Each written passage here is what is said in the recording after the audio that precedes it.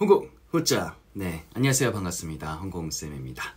지난 영상에 이어가지고 제가 이제 단어 학습, 우리 아이들의 단어 학습에 대해서 부모님들이 어떤 마인드를 가져야 되는지 조금 이제 깊이 있게 이렇게 다루고 있어요. 그래서 지난 영상, 지지난 영상 못 보신 분들은 반드시 보시면서 그 논리의 흐름을 쭉 이렇게 따라오시면 굉장히 좀 마인드 형성에 도움이 많이 되실 거고요. 자, 오늘은 우리 아이들이 단어 이제 경험, 단어 노출을 하는 것이 지난 시간까지 굉장히 중요하다고 했는데, 자, 그러면 우리 애가 당장 이제 학원을 가가지고 단어 스펠링 테스트 받아야 되고, 혹은 이제 우리 애가 학교에 갔더니 학교 수행평가에서도 단어 스펠링을 외워야 되는 상황이 있더라. 그런 상황에서 애가 뭔가 그동안 좀 습득식으로만 시켰더니 자꾸 스펠링 틀리는 거예요. 그래서 주변 애들한테 비교를 이제 받게 되고, 본인이 막 스스로 느껴가지고 나 영어 못하네 라고 이제 뭔가 좀 영어 자존감이 깎이게 되면 과연 부모로서는 어떻게 해줘야 되는지 그거에 대해서 한번 알아보도록 하겠습니다. 자, 일단은 이런 현상은 사실은 두 가지 정도로 이제 일어난다고 볼 수 있어요. 첫 번째는 애가 이제 3학년이 안 됐어요. 안 됐지만 1학년이든 2학년이든 혹은 이제 뭐 영어 유치원이든 이게 학군지에 있어가지고 영어 이제 관련 기관에 보냈더니 거기서 이제 스펠링 정확성에 대한 테스트를 하는 경우가 있습니다. 그렇죠?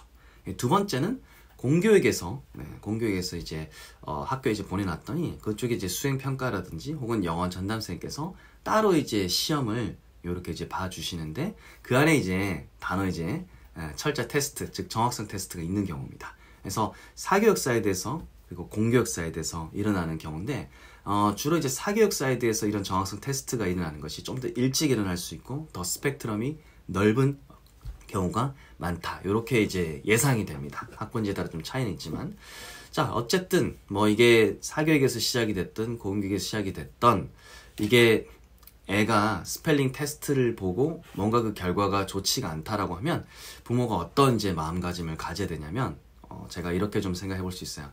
일단은 공교육이 아니라 이제 사교육 기반에서 초등학교 1학년, 2학년쯤에 어학원을 보냈더니 거기서 좀 테스트가 세다. 사실은 그 어학원에 들어가기 전에 이미 그 학원에서 이런 테스트가 있다라는 것을 원칙으로는 이제 부모가 인지를 하고 있었어야 됩니다. 그래서 우리 아이의 성향이 좀 그런 경쟁적인 분위기 안에서 자기가 뭔가 익혀나가는 것을 조금 이제 버티는 성향의 아이인지를 원래는 이제 파악을 하고 보내는 게 베스트죠.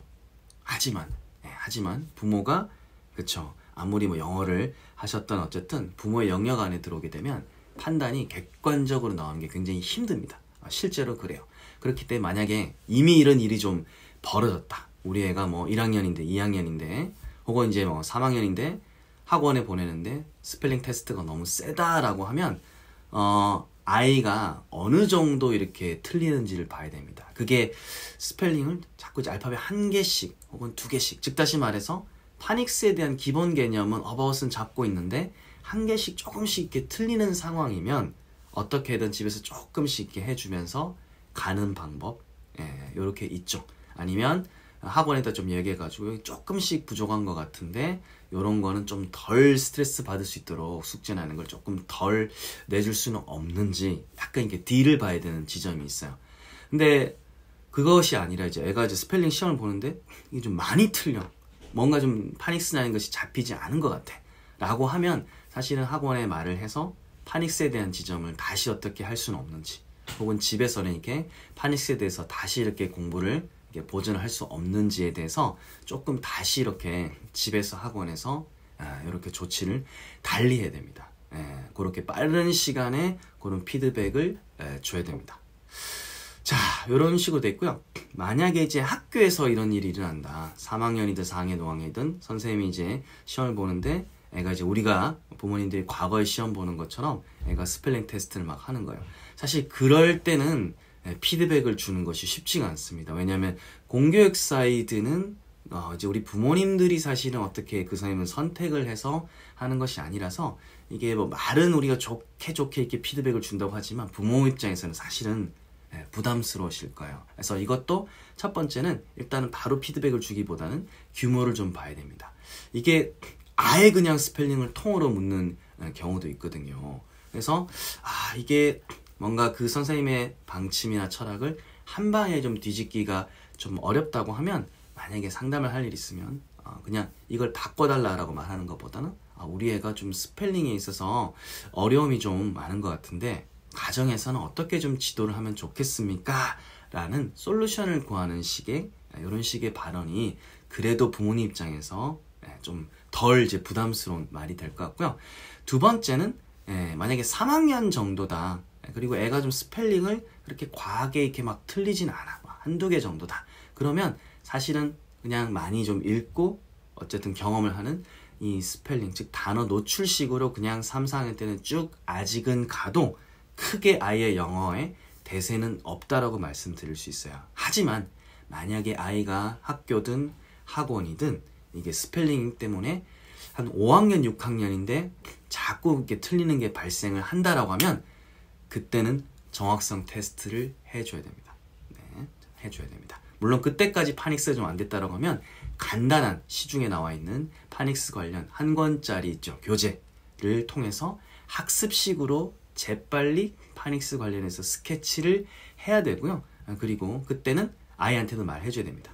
홍콩쌤이 단어 경험이 중요하다고 그랬어. 그래서 원서를 읽고 그 다음에 그림책을 보고 영상을 보면서 너가 거기서 이제 음각, 소리하고 스펠링이 어떻게 되는지 대충 너가 지금 잘 이렇게 해가고 있는데, 근데 고학년쯤 되면 이제 중학교도 이렇게 앞두고 있으니까 좀 더 중학교 가면 그런 시험도 강화될 거래. 그러면 어때? 너 어떤 마음이 들어? 이러면 글쎄요, 조금 시험은 좀 싫다 이런 생각이 든다고 말할 거야. 그럼 지금부터 조금씩 준비하는 게 나을까? 아니면 나중에 중학교, 고등학교 가가지고 진짜 외우듯이 이렇게 하는 게 나을까? 라고 또 이렇게 선택지를 주는 거죠. 좁혀가는 거죠.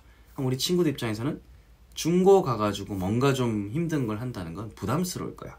그러면 지금부터 조금씩 해볼 거야 라고 이제 말을 하겠죠. 그러면 일주일에 단어 이제 경험, 즉 다시 말해서 문장, 단어장이라고 하면 거기 있는 예문을 보고 우리말로 쓰기 이렇게 뜻도 한번 떠올려 보고, 네, 그쵸. 그런 걸 좀 해보는 작업도 이렇게 하고, 그 다음에 일주일에 만약에 5일 정도를 그렇게 했다고 하면 하루나 이틀 정도는 스펠링 테스트를 꼭 해봐야 됩니다.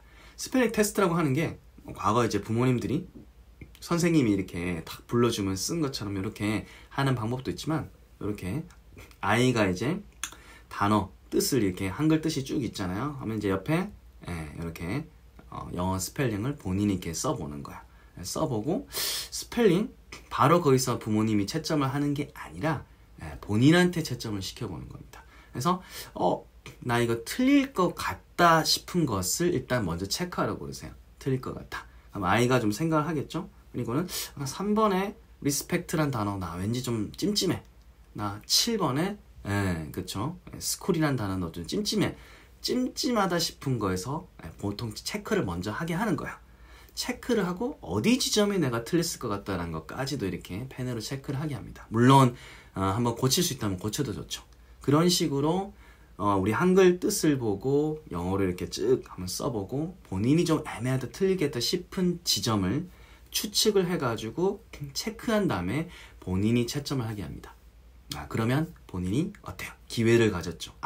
내가 요게 좀 찜찜했었는데 실제로 요 지점이 틀리는구나 라고 이제 생각을 하고 체크를 하게 되는 거죠. 이거 사실 저학년 때 해도 되지 않냐고 물을 수도 있겠는데, 저학년 때 해도 될 수 있는 학생들이 있고 그렇지 않은 학생들도 있어요.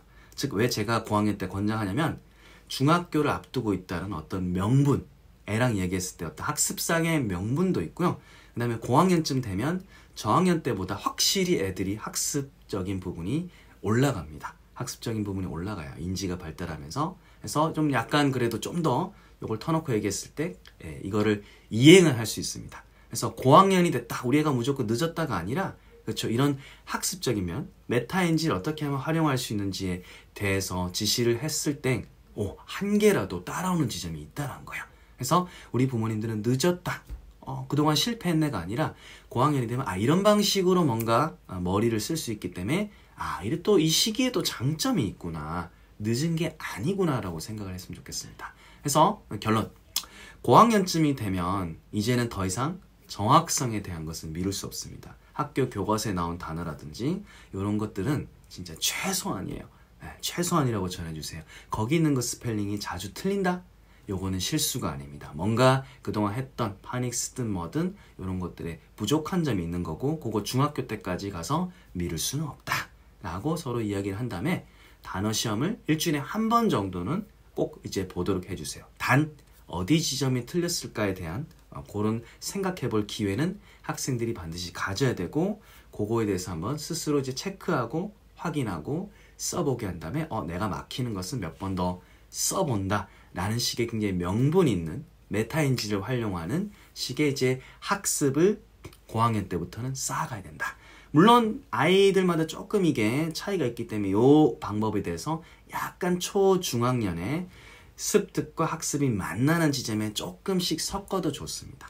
조금씩 섞어도 좋지만 너무 이런 방법을 저학년 때부터 학습을 밀어넣는 것을 저는 권장하지 않습니다. 그래서 저학년일수록 영어, 단어, 그쵸, 경험, 노출이 이렇게 굉장히 높아야 되고, 중학년을 가면서 서서히 이런 학습적인 것들, 약간의 테스트적인 것이 약간 녹아 있어야 되고, 고학년이 가면 이것들에 대해서는 미룰 수가 없다. 단 아이한테 채점한테 어떤 그쵸, 학습 주도권에 대해서는 조금씩 주면, 그쵸, 자기 주도 학습에 아주 굉장히 작은 단초가 되고, 아이가 그래도 스스로 이제 뭔가 하고 명분이 있기 때문에 공부를 하려고 한다는 겁니다. 이와 같이 단어 학습도 서서히 이렇게 학습으로 스며들 수 있도록 설계를 하는 것이 중요하고요. 중학교, 고등학교 가면 사실은 부모님이 더 이상 그쵸, 뭔가를 직접적으로 시키기는 어려운 점이 있다. 그러니까 이런 점을 좀 잘 명심하셔가지고 고학년 때는 이제 단어 학습의 비중을 조금씩 올려라 라는 결론을 드립니다. 이렇게 해가지고 단어 경험과 학습에 대해서도 제가 3개의 영상에 이렇게 쪼개가지고 굉장히 좀 어떻게 보면 넓이와 깊이를 갖고 이렇게 담았습니다. 문법도 마찬가지고 독해도 그렇고 이게 굉장히 좀 쉽게 언제까지 뭐 하세요 라고 딱 쪼개지기는 어렵습니다. 이게 아이의 성향, 학습력, 그리고 학군지 어떤 기관을 했냐에 따라서 조금씩 차이는 있으니까 우리 부모님은 우리 아이들의 어떤 성향, 경쟁적인가 그렇지 않은가, 그리고 이제 어느 정도 학습을 좀 쌓아갔는가, 이런 걸 좀 잘 보셔가지고 천천히 이렇게 혼며들 수 있도록 잘 해주시면 좋을 것 같습니다. 자, 최근에 제 방에다가 피아노도 다시 들리고 이렇게 해서 되게 기분이 좋네요. 앞으로도 제가 도움되는 영상 많이 올려드릴 테니까 좋아요 꼭 부탁드리고, 그 다음에 댓글로도 좋은 말씀 많이 부탁드리겠습니다. 좋은 하루 되세요. 흥고! 으짜!